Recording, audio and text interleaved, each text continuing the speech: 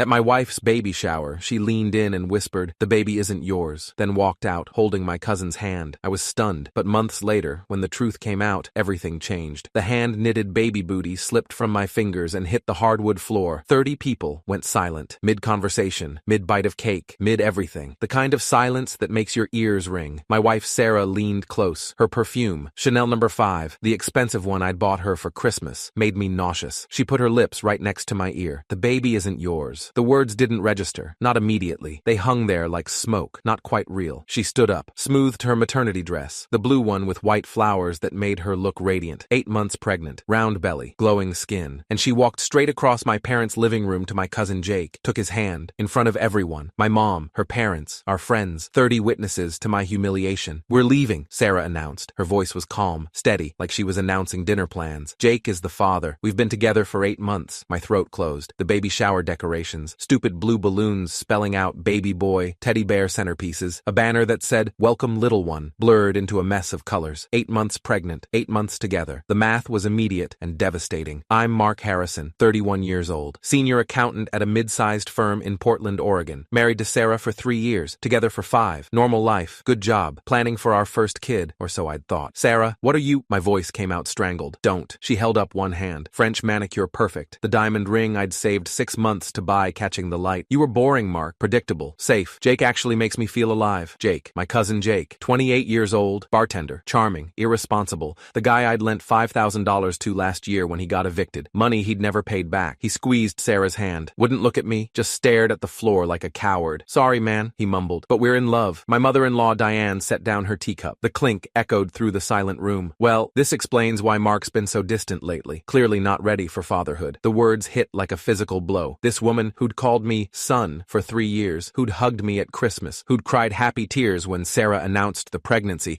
was already spinning the narrative, making me the villain. "Are you kidding me?" My best friend Tom jumped up. His chair scraped loud against the floor. "Sarah's the one who—" "Tom, don't!" Sarah interrupted, voice sharp. "Mark knows what he did. Always working late, never home. I was lonely. Jake was there for me when Mark wasn't." Lies. All lies. I'd been working late because we needed money for the baby, for the house we were buying, for the nursery furniture Sarah had picked out, for everything she wanted. But 30 people were staring at me, some with pity, some with disgust, like they were already believing her story. "You're pathetic," Sarah said quietly, just to me. "You really thought I'd spend my life with someone like you?" She walked out. Jake followed. The door slammed. For maybe 10 seconds, nobody moved. Then the exodus started. One by one, guests left. Some mumbled awkward goodbyes. "So sorry this happened. If you need anything." Empty words. Others just ran, grabbed coats and purses and got out as fast as possible. Within 20 minutes, only 3 people remained. Tom, my sister Jess, and my dad. Mom had locked herself in the bathroom. I could hear her crying. "Let's get you out of here," Dad said quietly. His voice shook. I'd never heard my father's voice shake. I moved into Dad's basement that night. Sarah changed the locks on our apartment. Her text at 11:47 p.m. "Don't come back. Your stuff will be boxed up. Lawyer will contact you." Just like that. 5 years together, 3 years married, 8 months of preparing for our baby. Gone. I need to back up. Explain how we got here. Sarah and I met in 2018 at a coffee shop in downtown Portland. I was 26. She was 24. She was beautiful. Blonde hair, green eyes, the kind of smile that made you forget what you were saying. We dated for 2 years. Got married at a vineyard in Napa Valley. Her family had money. Her grandfather had founded a successful medical supply company. My family was middle class. Dad was a middle school teacher. Mom worked in HR. But Sarah said she didn't care about money. Said she loved me for me. We rented a 2-bedroom apartment in the Pearl District. I worked long hours at Morrison & Associates, climbing from junior to senior accountant. Sarah worked part-time as a yoga instructor. Life was good, normal, happy. When she got pregnant in January 2023, we were thrilled. Started planning immediately. Picked out names, designed the nursery, went to every doctor's appointment together, or so I thought. Now, sitting in Dad's basement on an air mattress surrounded by boxes of my stuff, I replayed every moment. Had there been signs? Sarah had been distant the last few months, less affectionate, more critical, but I'd chalked it up to pregnancy hormones, stress, normal stuff. Jake had been around more, coming to dinners, helping with errands, but he was family, my cousin. Why wouldn't he help? God, I was stupid. 3 days after the baby shower, Sarah's lawyer sent divorce papers. Not just divorce, full documentation, property settlement agreement, spousal support request, and a post-nuptial agreement I'd allegedly signed 6 months ago. The agreement gave Sarah the apartment, the car, and $40,000 from our savings. It waived my rights to any marital property accumulated during pregnancy. "I never signed this," I told Tom, staring at the document. "My signature was there. Perfect. Exact. But I had no memory of signing it." "It's forged," Tom said immediately. immediately. Has to be. Look at it. It's perfect. Get a lawyer. A real one. Not some public defender. Someone who'll fight. I called Maria Rodriguez on Monday morning. She'd been recommended by a colleague whose divorce she'd handled. 23 years practicing family law in Oregon. Partner at Rodriguez & Chen, known as a bulldog. Her office was downtown, 14th floor, floor-to-ceiling windows overlooking the Willamette River. Tell me everything, she said. Legal pad ready. I did. The baby shower, the public humiliation, the forged post-nuptial, the locked apartment, everything. Maria's pen moved fast, taking notes. When I finished, she looked up. When's the baby due? 3 weeks, October 15th. And she claims the affair started 8 months ago? That's what she said, in front of 30 people. Maria did quick math on her calculator. That would put the affair starting in February, but she got pregnant in January. I know. Mark, if she got pregnant in January and the affair allegedly started in February, that baby is yours. She said it's Jake's. She's lying, or bad at math, or both. Maria leaned forward. Here's what we're going to do. First, we challenge the post-nuptial. I'll need you to get a handwriting expert. Second, we file for custody and paternity testing. Third, we freeze all joint accounts immediately. She already drained the savings. Maria's expression hardened. How much? The account had $47,000. She took $43,000 3 days before the baby shower. That's marital assets dissipation. We can fight that. She started typing. I'm filing emergency motions today. Restraining order on assets, preliminary custody hearing, discovery requests for bank records and communications. What about Jake? What about him? He'll be on the birth certificate. She'll say he's the father. He can say whatever he wants. DNA doesn't lie. We'll get a court-ordered paternity test. The baby came on October 12th, 3 days early. A boy. I found out from Facebook. Sarah's post at 3:47 a.m. Welcome to the world, Connor James. 7 lbs, 4 OZs, perfect in every way. The photo destroyed me. Dark hair, my nose, my chin. Even as a newborn, he looked exactly like my baby photos. That's your kid, Jess said when I showed her. She was sitting next to me in Dad's basement, both of us staring at my phone. Mark, look at him. He's a carbon copy of you. Sarah says he's Jake's. Sarah's a liar. I zoomed in on the photo. Connor's eyes were closed, tiny fists, wrinkled newborn skin. My son, maybe. 2 weeks later, Sarah married Jake at the courthouse. Small ceremony, no announcement. I found out from my aunt who saw the marriage license filing. This doesn't make sense, Tom said. We were at a sports bar, trying to pretend life was normal. If she's really in love with Jake, why the rush? Why marry him 2 weeks after having a baby? Maybe they wanted to make it official, or maybe she needed to be married for some reason. That stuck with me. For some reason, Maria had filed for DNA testing. Sarah's lawyer, Richard Chen, partner at Morrison Legal, 30 years experience, fought it aggressively. Their argument, Jake was listed as father on the birth certificate. Jake and Sarah were legally married. I had no grounds to challenge paternity. Maria countered, the timeline didn't support Sarah's affair claim. I was the presumed father based on the date of conception during our marriage. Oregon law required DNA testing when paternity was disputed. Back and forth for weeks. Motions, counter-motions, hearings. Judge Patricia Morrison, 58 years old, 26 years on the bench, known for no-nonsense rulings, finally ruled in our favor. Mr. Harrison has standing to challenge paternity. DNA testing will proceed. This is not negotiable. Sarah's face went white. Her lawyer immediately requested an appeal. Judge Morrison denied it. The test will be conducted within 30 days. No further delays. While we waited for the DNA results, Maria dug deeper. I want to see everything, she said. Bank records, phone records, social media messages, emails, everything Sarah has access to. Through discovery, we got Sarah's text messages with her sister Amanda. The first bombshell came on November 3rd. Maria called me at 9:23 p.m. Mark, sit down. What is it? I found texts between Sarah and Amanda from March, before the baby shower. They're discussing the plan. My hands went numb. What plan? I'm sending them to you now. Read them, then call me back. I opened the PDF. Text messages dated March 17th, 2023. Amanda, are you sure about this? It's pretty extreme. Sarah, I can't spend my life with Mark. He's boring, predictable. I need out. Amanda, so leave him? Sarah, it's not that simple. Grandma's will. I need to be married before I turn 30 or I lose the inheritance. Amanda, so stay married? Sarah, no, I need to be married. Just not to Mark. Jake agreed to help. Amanda, wait, Jake, your husband's cousin? Sarah, he owes Mark money anyway, and he's gay. He's doing me a favor. We fake a relationship, make Mark look bad at the baby shower. He leaves. I file for divorce. I marry Jake before my birthday. Everyone thinks Mark's the villain. I get the inheritance. Jake gets $50,000. Amanda, that's insane. Sarah, it's perfect. I read it 3 times. Then I threw up. She'd planned this for months. The affair wasn't real. Jake wasn't straight. The baby shower humiliation was theater. All to steal my son and get her grandmother's money. I called Maria back, hands shaking. She fabricated everything. Keep reading. There's more. I scrolled. More messages from April. Sarah, the post-nuptial is signed. Amanda, you forged his signature? Sarah, he never reads documents, just signs what I put in front of him. I've been practicing his signature for weeks. Amanda, that's fraud. Sarah, it's insurance. He gets nothing in the divorce. And from September, 2 weeks before the baby shower. Sarah, everything's ready. Baby shower is Sunday. I'll make the announcement. Jake will play along. Mark will be be destroyed. Amanda, what about the baby? Sarah, what about it? Amanda, it's Mark's baby. Sarah,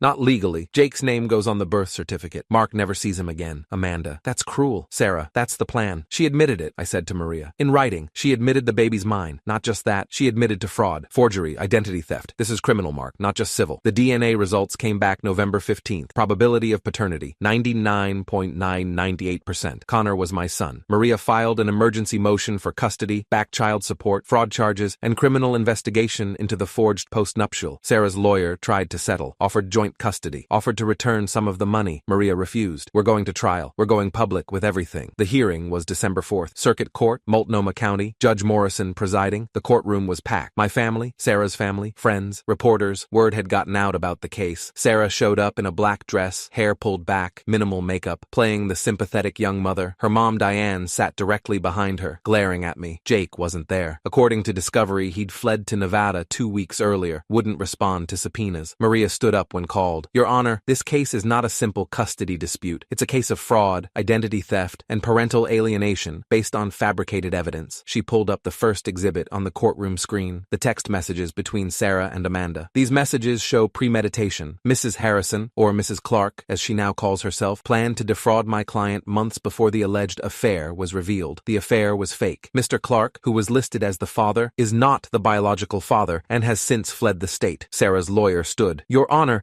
private text messages are not their evidence, Judge Morrison interrupted. Admitted under discovery. Continue, Ms. Rodriguez. Maria showed the messages one by one. Sarah's confession that Jake was gay and helping for money. Her admission that she'd forged the postnuptial. Her plan to take the baby and exclude Mark permanently. The courtroom was silent except for someone's quiet sobbing. I looked back. Sarah's mother, Diane, had her hand over her mouth, tears streaming down her face. Your Honor, I present Exhibit C, the postnuptial agreement bearing my client's allegedly signature. Maria pulled up the document. We hired a certified forensic document examiner, Dr. Patricia Chen, 27 years experience, certified by the American Board of Forensic Document Examiners. Dr. Chen stood. After microscopic analysis, I concluded with certainty that the signature was traced, not signed. The pressure points are inconsistent with natural signing motion. This is forgery. Sarah's face went pale. She whispered something to her lawyer. He shook his head. Exhibit D, Maria continued. Bank records showing Mrs. Harrison withdrew $43,000 from joint savings 3 days before the baby shower. Exhibit E, Connor Harrison's DNA test confirming 99.98% probability that Mark Harrison is the biological father. That's not. Sarah started to stand. Her lawyer grabbed her arm, pulled her down. Judge Morrison leaned forward. Mrs. Clark, do you have anything to say? Sarah looked at her lawyer. He whispered something. She shook her head. No, Your Honor. Ms. Rodriguez, what are you requesting? Full physical and legal custody to Mark Harrison effective immediately. Supervised visitation only for Mrs. Clark. Return of all marital assets. Criminal investigation into fraud and forgery. And Your Honor, Maria paused. I'm requesting that Connor Harrison's birth certificate be amended to show Mark Harrison as the legal father. Judge Morrison reviewed the documents for what felt like hours. Finally, he looked up. I've seen many custody cases. This is not one of them. This is a case of calculated deception. Mrs. Clark fabricated an affair, forged legal documents, stole marital assets, and attempted to permanently separate a father from his biological child. Sarah was crying now, quiet, shoulders shaking. I am granting full custody to Mr. Harrison effective immediately. Mrs. Clark will have supervised visitation twice per week for 2 hours. She will return all stolen assets within 30 days or face contempt charges. The birth certificate will be amended to reflect Mr. Harrison as the legal father. The gavel came down. Furthermore, I am referring this case to the District Attorney's Office for investigation into fraud and forgery charges. This hearing is adjourned. I sat there, unable to move. Tom grabbed my shoulder. You won. Mark, you won. Maria collected her files. Meet me in my office tomorrow. We'll discuss the transition plan for Connor. I walked out of the courtroom in a daze. Sarah stood in the hallway with her mother. Diane was screaming at her. Do you know what you've done? The embarrassment, the legal fees, the humiliation? Your grandmother would be ashamed. Mom, I don't. We're done. You're on your own. Diane stormed off. Sarah turned to me, mascara running, dress wrinkled. Mark, please, can we talk? No, I made a mistake. I was scared. I didn't know what I wanted. But Connor needs both parents. Connor needs a father who wants him. You tried to erase me. You stole from me. You humiliated me in front of everyone we know, and you did it all for money. It wasn't about money. Your texts say otherwise. Tom appeared behind me. Let's go. We walked to the parking garage, got in Tom's car, drove to Maria's office to sign paperwork. Connor is at your father's house, Maria said. CPS transferred him this morning. You can pick him up anytime. Now. I want to get him now. We drove to Dad's house. Mom answered the door, baby carrier in hand. He's sleeping, she said quietly. Been fed, changed. He's perfect, Mark. I looked down at Connor, 4 weeks old, dark hair, my nose, my chin, my son. I picked up the carrier. He stirred but didn't wake, just made a small sound and settled. Tom drove us to my new apartment, 1 bedroom in northwest Portland, small but mine and safe. The nursery wasn't ready. Tom and Jess had been helping me set it up, but it was still half finished. Crib assembled but not dressed. Changing table but no supplies. We'll get everything tomorrow, Tom said. Tonight he just needs you. I set up the carrier in my bedroom, sat on the floor next to it, watched Connor sleep. My phone buzzed. Text from Sarah. Please, I'm sorry. I made a mistake. Let me see him. Let me be his mother. I blocked her number. Then I texted Jess. I have him. He's here. He's perfect. She responded immediately. Sending so much love. You're going to be an amazing dad. Connor woke up at 2:47 a.m., crying, hungry. I'd never fed a baby before, never changed a diaper, never dealt with a middle-of-the-night wake-up. But I figured it out. Warmed the formula. Fed him slowly, burped him, changed his diaper, messily, but it worked. Rocked him back to sleep. And when he was settled, when his breathing was slow and even and peaceful, I cried. For everything that had happened, everything I'd lost, everything I'd almost lost, but mostly because he was here. He was safe. He was mine. The criminal investigation took 6 months. Sarah was charged with fraud, forgery, and identity theft. Her lawyer negotiated a plea deal, 2 years probation, $50,000 restitution, community service. She never went to jail. But she lost her reputation, her friends, her family's support. Diane didn't speak to her for a year. Eventually, they reconciled, but the relationship was damaged, broken. Jake never came back to Oregon. Last I heard, he was bartending in Reno. Sarah's supervised visitations lasted 3 months. She came twice per week, held Connor, cried a lot. Eventually, she asked to reduce it to once per week, then once per month. By Connor's first birthday, she'd stopped coming altogether. Sent cards on holidays, money occasionally, but no real presents. Her grandmother's inheritance, she never got it. The requirement was being married before 30 in good standing. The fraud conviction disqualified her. The estate went to her cousin instead. All of it. The planning, the lies, the humiliation, the theft, for nothing. I'm writing this 2 years later. Connor is 2 years old. He's walking, talking, says Dada clear as day. He has my eyes, my smile, my laugh. We live in a small house in Beaverton now. 3 bedrooms, fenced yard, good school district. Tom is his godfather. Jess is his favorite aunt. Dad and Mom babysit twice a week. Connor asks about his mother sometimes. Mommy? Pointing at photos. I tell him the truth. Age-appropriate version. Mommy loves you, but she can't be here right now. But Daddy's here. Always. Last week, Sarah texted. First time in 11 months. I saw Connor's birthday photos on Facebook. He's beautiful. You're a good father. I'm sorry I almost took that from you. I didn't respond. Some apologies don't change anything. Don't fix what's broken. Don't undo the damage. Sarah tried to erase me. Tried to steal my son. Tried to ruin my life for money she never got. But she failed because Connor knows who his father is. Knows who stayed, who fought, who never gave up. And every morning when he wakes up and says da-da and reaches for me with those tiny hands, I know I won. Not in court. Not with DNA tests. Not with exposing her lies. I won because my son knows I'm his father. And that's the only thing that ever mattered.